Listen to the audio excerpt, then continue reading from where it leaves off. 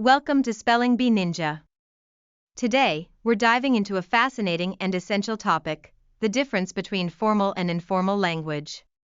This understanding is important for effective communication, especially for ESL learners and K-12 students.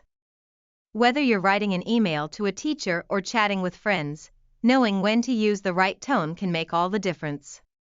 So, let's explore how language adapts to different situations and why mastering this skill is crucial. Language is more than just a collection of words and grammar rules. It involves understanding the appropriate context in which to use different styles of communication. Formal language is what you typically encounter in professional, academic, or official settings. Imagine writing a research paper or presenting your project in front of classmates. Here, clarity, politeness, and respect are paramount. Formal language often excludes slang, contractions, and casual phrases. Instead, it relies on complete sentences and structures that convey seriousness and respect. For instance, saying, "I appreciate your assistance with my research," is a formal way to express gratitude. It's not just about the words, it's also about how you structure your message to fit the context. On the other hand, informal language is characterized by its relaxed and friendly tone. It is the language of everyday conversations, often used among friends and family. When you're having a casual chat, you might say, "Thanks a bunch." This shows familiarity and comfort with your audience. Informal language tends to incorporate contractions like "I'm" instead of "I am," and may include idioms or colloquialisms. For example, instead of saying, "I am unable to attend the meeting," someone might say, "I can't make it." This shift showcases a more relaxed approach and reflects personal connection rather than formality.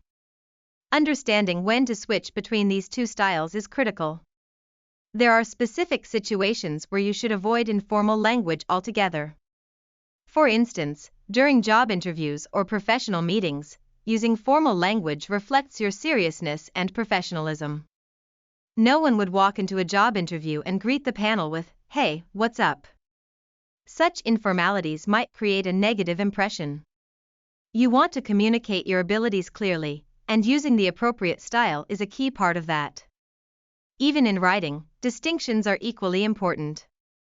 An email to a professor should maintain a formal tone, while a message to a classmate allows for more casual expressions.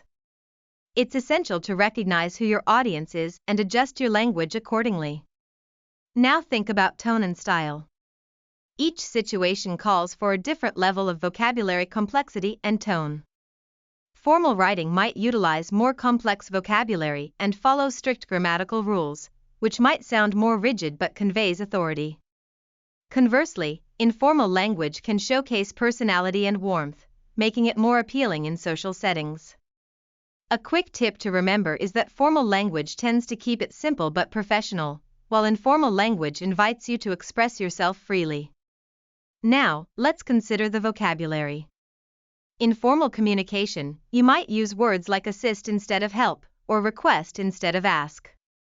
Choosing words carefully not only reflects your message's seriousness but also indicates a thoughtful approach to communication.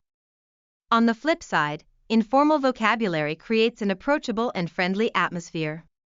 The difference might seem subtle at times, but your choice of words can entirely change the meaning and reception of your message. Let's examine some phrases to illustrate these differences. For example, if you want to request assistance formally, you could say, "Could you please provide your support on this matter?" In contrast, in an informal setting, you might say, "Can you help me with this?" Both convey the same idea but in starkly different tones. Moving forward, context is everything. When you're in a formal setting, it's also crucial to avoid slang and idioms since they can alienate those unfamiliar with them and potentially lead to misunderstandings. However, in informal contexts, a sprinkle of slang can make conversations livelier and more relatable. For instance, saying, "That was awesome," in an informal chat about a movie makes the conversation feel engaging and fun. The challenge lies in recognizing the context and understanding what will resonate with your audience without crossing any boundaries. Consider your setting, your audience, and your purpose, these elements will guide you in choosing the appropriate language style. So arm yourself with the knowledge of when to use formal language and when to opt for informal. This will not only enhance your communication skills but will also make you feel more confident in various situations. Mastering this distinction is key to unlocking smoother interactions and successful conversations. To recap, we've explored the significant differences between formal and informal language. Formal language is your go-to style in professional and academic contexts, characterized by a respectful tone and structured sentences. Informal language provides a relaxed, friendly atmosphere, often suitable for casual conversations. Remember, the key is to adjust your language according to your audience and situation.